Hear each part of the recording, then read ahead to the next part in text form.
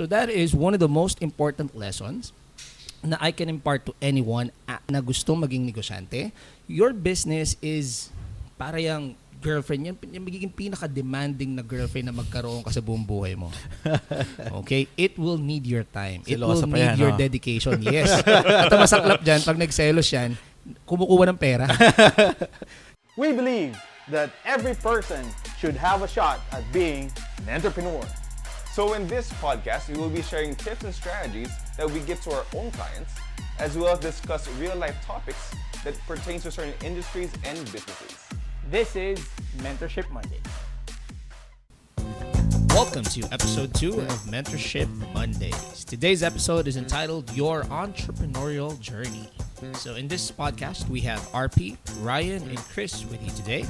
And in this episode, what we're going to do is we're going to talk a little bit about our journey as far as entrepreneurs. Basically, saan kami nagumpisa, paano kami napunta rito, and what is one of the most important learning na natutunan namin in that journey. All right. Yep. So, I guess I'll start again. Okay. All right. Sige, Okay. go, So, Ryan.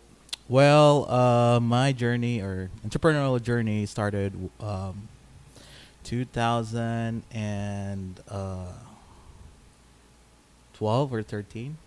Yeah, anywhere that time. So a couple years ago. So I have a restaurant with a partner, a chef. Now he's in other country. So we started a small Paris joint and a fusion since magaling siya magpasta, yung mga ganun. So, yan. Actually, that time, wala pa talaga akong idea how to run the business. Idea paano siya i-manage. Okay? So, yeah, hindi umabot ng 1 year. And then, yeah, nalugi kami. So, in short, nagsara. Alright. So, yung failure na yan, actually, hindi yung point na nag-stop ako. Alright, so what I did is I learned my mistake. Tinignan ko saan kami nagkamali. So, yan. Kumbaga nag-reflect. Bakit nangyari to? Bakit ganun? So, even though na it was too late, pero I did learn something. So, we had a mistake with our costing, the way we prepare. Kasi, minsan, tayo sa Pinoy, di ba, pag nagdadagdag tayo ng ilang grams, hinahayaan na natin, di ba? Alright, kahit sabihin natin piso yan, sa isang taon, magkano na din. So, yun. That was our first mistake. Okay? But, nangyari yun, nag-save, nag-ipon ulit, gano'n, and then start ng other business. So, after the wedding, me and my wife started another business. Okay, another journey naman. That was the Grab car business. So that was 2016, 2017. So, yun. So after nun, actually hindi naman nag-fail yung Grab eh. Up until now, it's okay. Ano lang, kumbaga the way ng pag-manage and pag-handle ng pera. Yun naman yung second mistake. Kasi it was kumbaga yung nagulat sa kita for a second business. Like in a week, meron kaming kinikita na around 36 to 40,000 without doing mga early days nung Grab without Sa isang sasakyan yan. Yeah, sa isang sasakyan. Kasi you had like 3, di ba? Yes. Kahit na wala kang masyadong ginagawa na mag-drive, so may schedule lang yun. Kumbaga, aalis na ako ng bahay ng 5, babalik ako ng 10 a.m., tulog, and then the drive ulit ng around 2 or 3 p.m., then uwi ng 8. So, kumbaga hindi pagod, gano'n kalakas yung kita. So, natuwa ako. Pero, yun, mga expenses naman kami. So basically, hindi ka nag-save ang nangyari. Oo, kumbaga sa business discussion natin, yung 40-60 rule. So, hindi nangyari. Yung kita is naging gasto. Hindi ko inalalain na yung kotse masisira, hindi ko inisip yun. Yung mga ganon. Yung kailangan may itinatabi. Oo, na may itinatabi. Nakapagtabi naman kami. Konti. Pero hindi yung talaga, sayang ba yung buong kita. So, yun. Medyo mahirap naman kasi at that time, meron pa kaming malalaking gasto. Mhm. Like, yung wife ko back then was still studying na med. So, yun. Magkano din yun. So, yung mga ganun. Pero hindi naman ako nawala ng lakas ng loob para tumigil sa business. Okay? It's part of our journey. Yung mga nakikita nga natin, like me, mostly sa social media or other platform na mga motivational. Yung kumbaga, yung umaakyat sila sa ladder. Mhm. So, nandun na sila. Akala nila, you're okay na. Alright? Na-establish mo na. Hindi eh. At some point, medyo babagsak ka ng 2 steps, minsan 3 steps pa. Then, dapat aangat ka ulit. Sometimes. Yeah. In rare occasions, pero it does happen. Sometimes, Yes. kailangan mo nga mag-umpisa all over Yes. again. Rock bottom. You need Rock to bottom, yes. bounce back. So, yun. Yung hardship na rock bottom, yeah, na-experience na din namin yan. So, maybe we could share that next episodes naman. Okay. Diba? Okay. Meron So- ng pangako si Ryan. No, so yung natutunan ko in my journey is never stop learning. All right, if you really want to go into business, all right, you should listen to other person, their ideas, yung mga ganun. And you kumbaga kasi galing ako sa different industry. Diba? Nag-call center ako. So you must be willing to unlearn the things that you have or that you know and learn new things. Alright, especially pagdating sa business, marami kang matutunan. Alright? So, yun. Unlearn all the things na yung ika nga, alam ko to, mga ganun. So, And be open to new yes, learning. be open to the new learnings. Okay. Great. Thank you, Ryan. Okay, ako naman. So this is RP. And personally, it connected siya, you know. So, as you guys know, I was in the BPO industry until about the until about the late 2000s, early 2010s.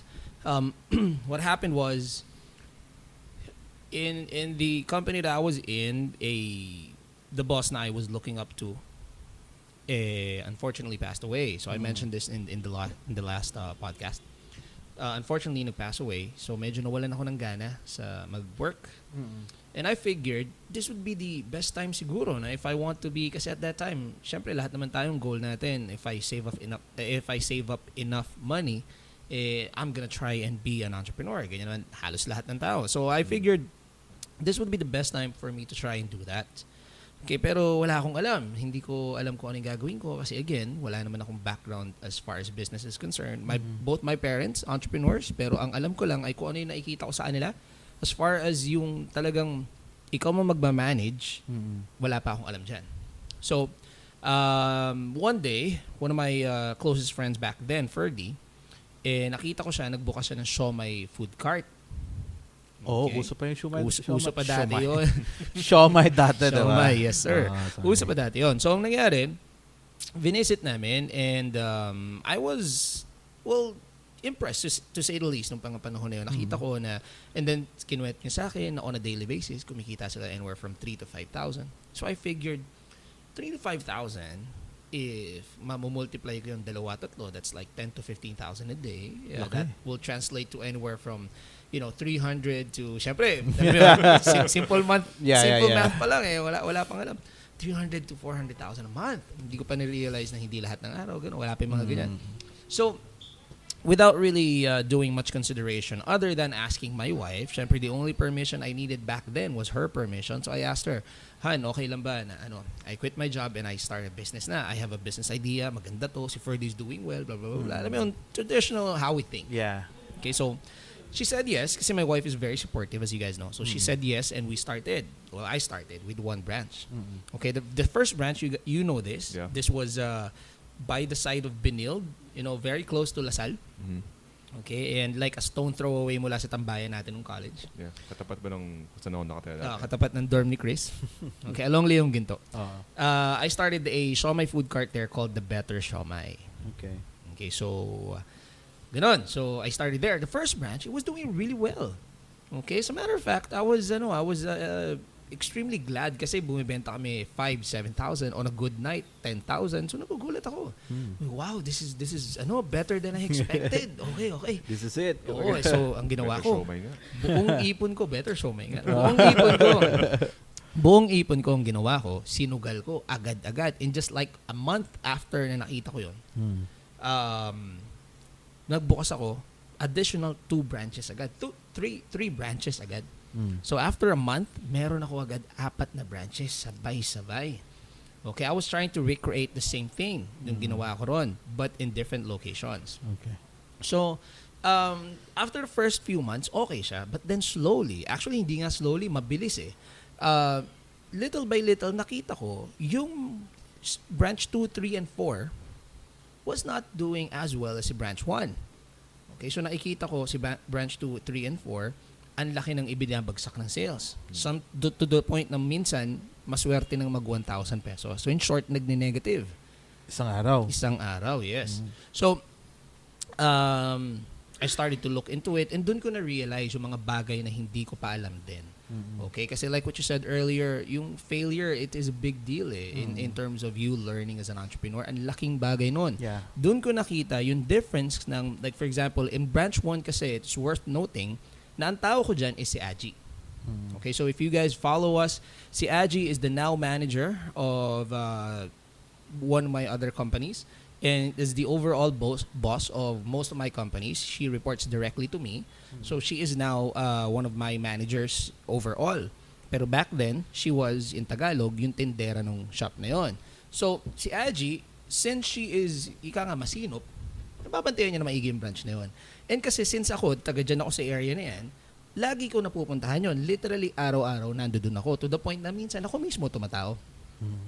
However, si branch 2, 3, and 4, they are locations na hindi kasi normal na ruta ng buhay ko eh. Hindi ko sila madalas mapuntahan.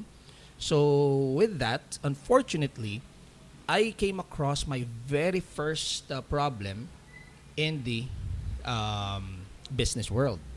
Okay? Which is, yung lagi nating naririnig sa karamihan ng mga negosyante dyan, yung tao ang una mong magiging problema. Diba? Lagi natin naririnig yan sa mga magulang natin, sa mga matatandang negosyante. Ang problema sa negosyo ay laging yung tao. At yun nga nangyari. Kasi what happened to me was, apparently, yung si branch 2, 3, and 4, since hindi ako laging nando doon, they were not managing it as well as I hoped. Okay, to the point na may isa pa akong branch na may kaibigan ako, tinanong ako, pare, bakit may inuman sa tapat ng isa mong branch? Sabi ko, ha? Anong inuman? Ang nangyari pala, kasi katabi to ng palengke. Ang nangyari pala, yung isa kong lugar doon, ang ibinibenta na lang is yung pulutan nung bantay ko at mga barkada niya. Kasi sa harap, nag-set up na sila ng table na doon sila nagiinuman. So basically, in a way, it's my mistake kasi I wasn't there eh. I wasn't there to keep everything in order, and that is kasi my responsibility as the business owner. We know this now na it is your responsibility, hindi responsibility ng tao mo. Yan yung kadalasang mistake ng mga unang negosyante. Iniisip natin, kapag nag-hire ako, responsibility nila to make sure everything goes well dun sa business. Hindi. Responsibility nila is the job that you hired them for. It is your responsibility as the business owner, as the entrepreneur, to make sure everything goes the way na you want it to go. Okay? So that is one of the most important lessons na I can impart to anyone na gusto maging negosyante. Your business is para yung girlfriend, yung magiging pinaka-demanding na girlfriend na magkaroon ka sa buong buhay mo. Okay? It will need your time. It will need your dedication. Yes. At ang masaklap dyan, pag nagselos yan, kumukuha ng pera. hindi nagre-remit ng pera kasi walang i-remit. So that is one of the most important things that you will have to learn when you talk about going into business, which is ang negosyo, it will need a lot of your time. That is right. That's why in our business mentorship programs, one of the things na tinuturo natin in choosing a business location, it should be within the normal route ng buhay mo. Kailangan madali mong mapuntahan, madali kang makapunta every day if needed or if possible. Okay, so fast forward to today, that business obviously didn't do so well, but it did lead me to be able to venture into an entirely new business, which was the milk tea industry. Okay, kasi so long story short, nagsara si branch 2, 3, and 4, naiwan sa akin si branch 1, bread and butter. I started to look ngayon on how to improve that branch. Now, one of the things na medyo pivotal sa amin was na-introduce sa akin ng wife ko. She was coming home back from Singapore. And she told me na in Singapore, there's this new drink na everyone is going crazy for. Okay, and it's called the bubble tea drink or the milk tea drink. So she told me na look into milk tea. Kasi dati dito sa Philippines, the only real store na nag-offer ng milk tea was, Chowking. Okay, wala pang talagang yung milk tea na alam natin today.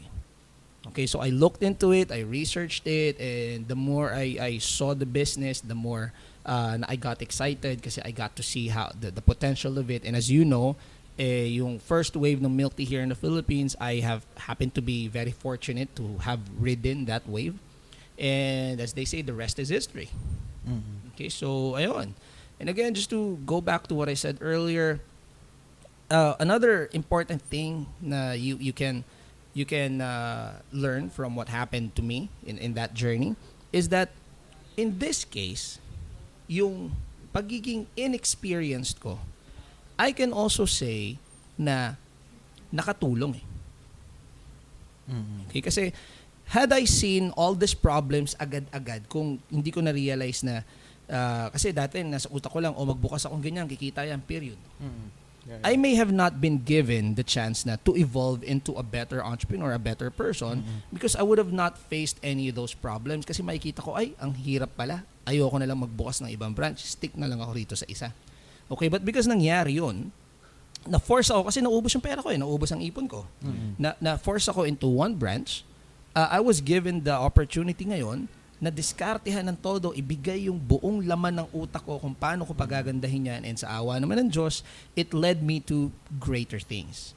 Okay, so another thing, actually the first thing I say when starting a business, in your conceptualization phase, just start. Sometimes we overthink things to the point na hindi na natin tinutuloy. Tama. Yeah.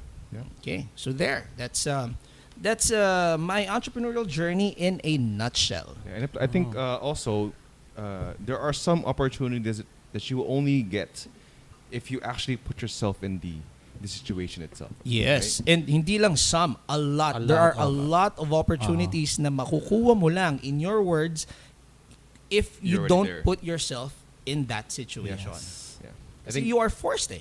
Yeah, I think that's also a misconception, right? Like people think that, just wait for the right opportunity, and what happens is that you keep on waiting and then nothing comes up, and you blame sometimes the world or other people without realizing if you started, like you said, if you just started, there will be more opportunities on the way. Correct. Right. And the good thing about RP story, kasi kumbaga narinig natin lahat, kahit nabagito pa siya doon, di ba? The good thing is yung mindset niya. Creativeness, yung mga ganun. Yeah. Tsaka yung sinabi ni Ryan na in business, you have to be resilient eh. If you fail, you in reality, you only fail when you stop it. That's right. Okay, kasi look at me. A lot of people will tell me, especially in talks, RP, ang galing mo naman, you have a business, ganito, ganyan. You get to talk to entrepreneurs ngayon, nagko-coach ka sa mga negosyante. A little over 10 years ago lang, like 11 years ago, literally, I was in a business na was failing. Yeah. Okay, so I was one of those people na who needed guidance, needed to listen to things like this to be able to pick up a thing or two. That's right. And the only thing na maipagmamalaki ko sa lahat ng nangyari ng yon is even when I failed dati, like what Ryan said, I didn't stop. I saw it as an opportunity lang na hindi naman nagsara lahat. Meron ako isang branch, yes, sobrang hirap, pero gagawan ko to ng paraan. Yeah. Keep moving forward. Yes. Nice. Good. Thank you for sharing. So it's my turn now, right? Yes, sir. Yes. So my journey, so I think like most people here in the Philippines, I've somewhat known that I wanted to go into business, right? I think that's the conception that kung gusto mo kumita, di magnegosyo ka. So on some level, I knew that I wanted to go into business, but I did not know what business, right? I don't know how, I don't know what to do, I don't know anything like that. So basically, I started out as an employee. So like you guys, I started in the BPO industry. And then I remember one day, which really changed my life.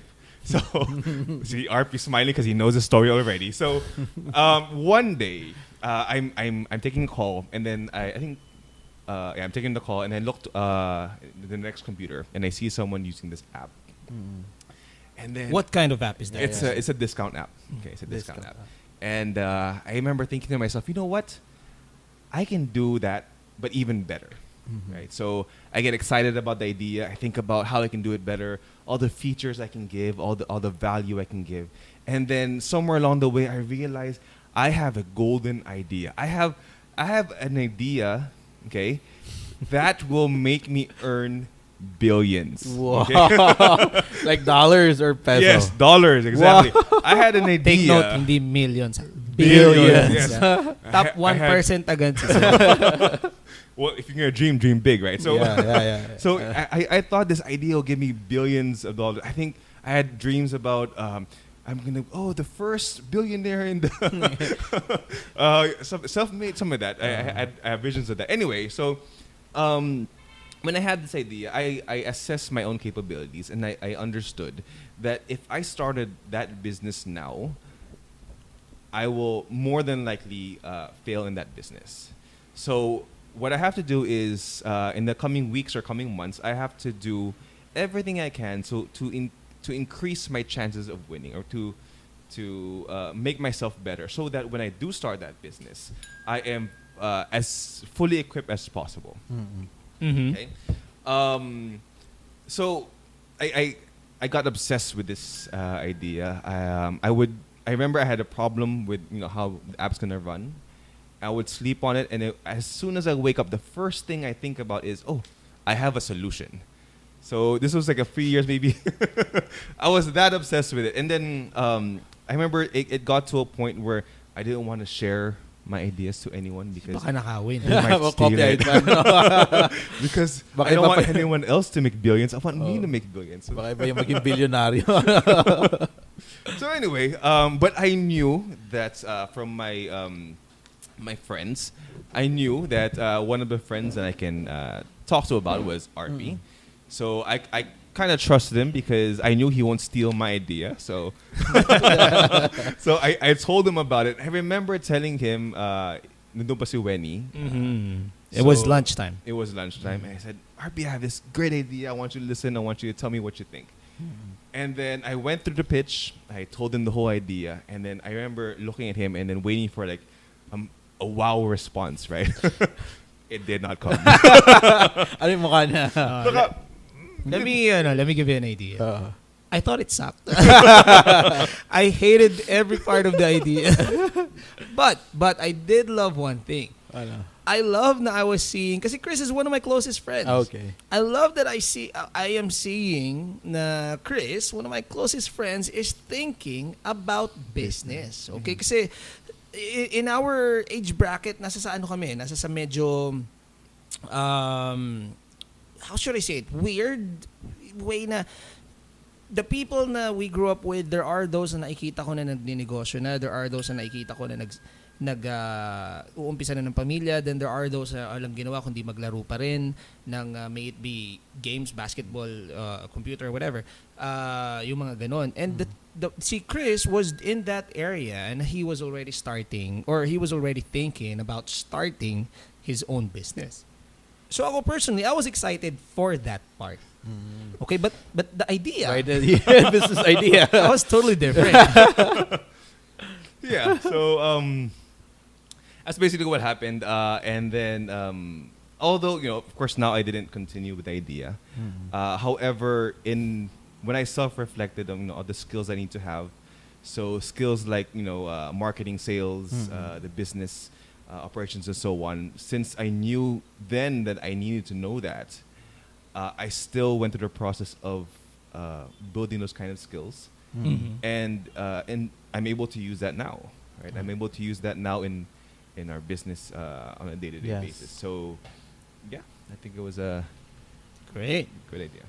And one thing, guys, to those who are still listening, one thing that I think we can learn from Chris's journey is that sometimes kasi we think, no, na, so two things really. Number one is the way na you can conceptualize an idea. You don't always have to create an entirely new idea. You can take an existing idea, and if you think you can make it better, then you may have a light bulb moment, which is what happened to you. You saw something, you think you can improve it. Okay, and another thing is, a lot of us, we believe na our entrepreneurial journey starts when you actually become an entrepreneur. Kapag may naitayo ka na, which is not always the case. Yeah. Okay, sometimes your entrepreneurial journey starts when in you preparing yourself to become that entrepreneur. Kasi tulad nga na sinabi ni Chris, he assessed himself and he saw na currently with the things na he has, he thinks na he will not be able to run this business or if in fact create the business at all. Okay? And because of that, he started to learn more things. He started to reconnect with, for example, myself, people na more into business and etc. And it, brought him to who he is right now. A more entrepreneurially prepared person. Yeah. Wow. Actually, that was a good mindset as well. Mhm. Alam mo kung ano yung gusto mong gawin. Alright? Ano yung gusto mong pasukin. Correct. Di lang siya magandang idea. If, okay, sabi nga ni RP. Pero at least, meron na tayo. Kumbaga, nandun ka na ba? Yes. Actually, Tsaka dahil doon, because of that, since nga nag-reconnect kami, that gave me the chance to pitch him founders naman, what I want to do. So I told him, Chris, your idea sucks. I have something I think you would like to be a part of this. And alam mo yun, long story short, here we are doing things that we are doing, and I'm very happy how things turned out. Yeah. And I remember reasoning it out though. So I remember RP wasn't too enthusiastic, to say the least, about the idea. And I remember thinking, no, it's because I'm not good at presenting it. I didn't sell it properly. So I need to know how to better present it. I need to know how to conduct myself better and so on. So that's how I remember taking it. There we go. All right. So guys, those are our stories, basically our origin stories. Medyo mahaba pa yun, no? Pero we're trying kasi our best to keep this under 30 minutes. So, did you learn something? Or do you think na there are other things that maybe we could have done differently? If there are, please do not hesitate to let us know. We would love to hear from you. If you have questions, same thing. Reach out. We would love to answer them for you. Okay? Now, we want to end this podcast a little bit differently today. Chris has an idea where we try and summarize each podcast in one word. Okay? So, each one of us will give a word on what we believe better summarizes today's podcast. Okay? So, who would like to start that out? I can start. Yeah. Okay, Chris. Okay, so if I were to give one word based on my story, I would say that word is believe. Great. Believe in yourself. Believe in yourself so much that you bring yourself to the promised land. Yes. Nice. Ryan. Fail. Fail. Okay. So guys, just fail. Hindi naman. Okay. So, kumbaga, don't be afraid to fail. Alright? If it's over and over, paulit-ulit kang mag-fail, don't worry. Stand up. Learn as well. All right. Thank you, Ryan. Ako naman, resilience. To Ryan's point, do not be afraid to fail. And to, like what I said earlier, you only fail when you actually stop. So make sure that you practice the very famous Filipino resilience. Yeah. Don't stop. Yeah. All right. So take care, everyone. Again, my name is RP. Ryan here. And Chris. Take care. See you next Monday. Hey, business people. RP here. Thank you for listening to Mentorship Mondays. I hope you enjoyed this episode as much as we enjoyed making it for you. Don't forget to like and follow our channel, Mentorship Mondays, and share this episode to somebody whom you think may learn from it. Thank you guys, and I'll see you next Monday.